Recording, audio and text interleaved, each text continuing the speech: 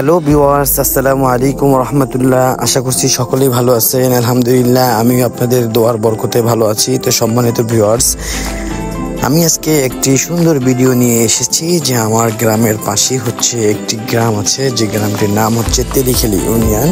তো সেই তেলিখালী ইউনিয়নটা হচ্ছে নদীর পাশের একটি ইউনিয়ন। আমাদের সেই ইউনিয়নের পাশে যে নদীটি, সেটি হচ্ছে কচা নদী। তো সেখানে একদিন বিকেলবেলা ঘুরতে গিয়েছিলাম। তো দেখতে পাচ্ছেন যে বিকেলবেলা নদীর কত সুন্দর মনোরম পরিবেশ, আল্লাহ সুবহানাহু ওয়া তাআলার কি অপরূপ সুন্দর দৃশ্য।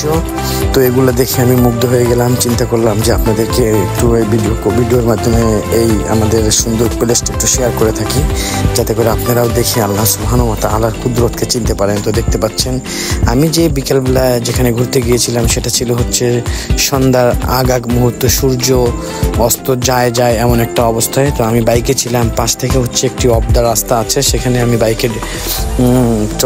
ড্রাইভিংয়ে ছিলাম অ্যান্ড হচ্ছে সেই অবস্থাতে এই ভিডিওটি করেছি। দেখতে পাচ্ছেন যে কত সুন্দর একটি পরিবেশ, যে সূর্যটা ডুবতেছে এরকম অবস্থা, একটা লাল হয়ে আছে, সূর্য কিছুক্ষণের মধ্যেই ডুবে যাবে। এবং দেখতে পাচ্ছেন যে নৌকাগুলো আর কি, বোটগুলা, জাহাজগুলা হচ্ছে মালবাহী জাহাজগুলা যাচ্ছে। এই তো আমি ক্যামেরা বন্দি করে সুন্দর দৃশ্যটা একটু ক্যামেরা বন্দি করে রাখলাম আপনাদেরকে দেখানোর জন্য। তো দেখতে পাচ্ছেন এই হচ্ছে খুব সুন্দর একটি জায়গা। তো আপনারা মাঝে মাঝে ঘুরতে আসবেন। এটা তেলিখালীতে অবস্থিত হচ্ছে। আবার এই যে অবদার পাশে যে গাছগুলো দেখতে পারবেন, এখন এই দেখেন আমার মতো অনেক মানুষ ঘুরতে যাচ্ছে, যে গাছগুলো দেখতে পাচ্ছেন ভাই, বিশ্বাস করবেন না কি অস্থির একটা জায়গা। যে আমি যখন ড্রাইভ করতেছিলাম, দুই সাইডে এত সুন্দর গাছ, আমার মন চাচ্ছে যে আমি এখানেই থেকে যাই। সুন্দর একটি মনোরম পরিবেশ, অনেক সুন্দর একটি জায়গা।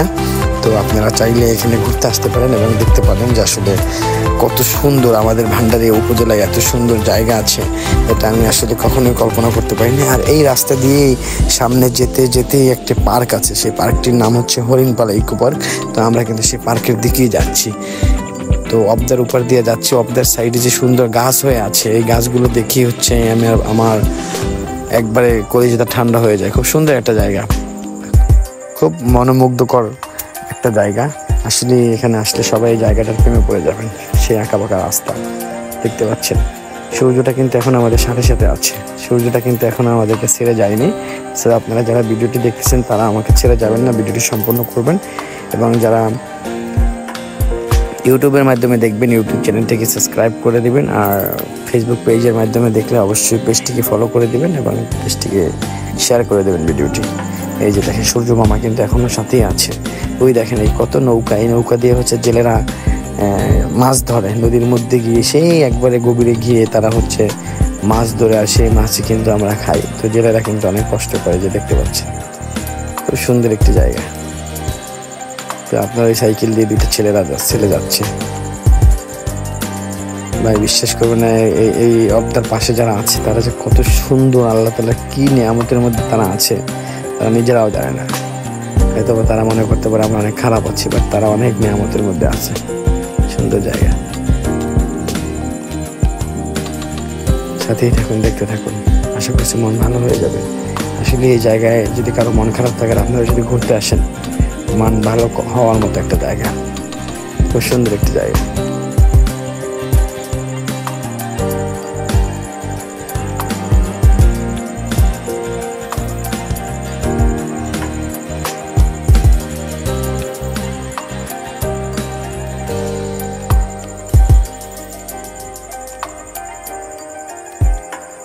দেখেন একটা নৌকা বানাচ্ছে, আর এই নৌকাটা দিয়েই হচ্ছে মানুষ সাগরে যাবে।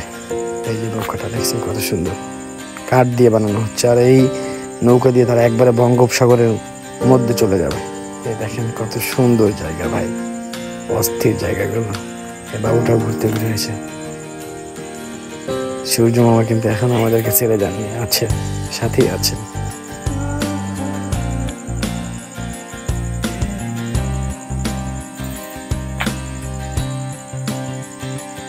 দেখতে পাচ্ছেন ঘর বাড়ি,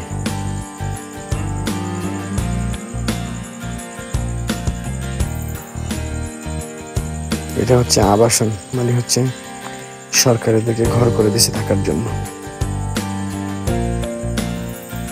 দেখতে পাচ্ছেন ভূমিহীন মানুষকে সরকার জায়গা দিয়ে ঘর করে দিয়েছে। এই যে দেখেন এবার এখানে কতগুলো নৌকা, এই নৌকাগুলো হচ্ছে তারা সারাদিন মাছ ধরে এখন ফিরে আসছে, আবার এই জাহাজ দিয়ে নৌকা নিয়ে বা এই বোট নিয়ে তারা একবারে নদীর ভিতরে চলে যাবে মাছ ধরার জন্য।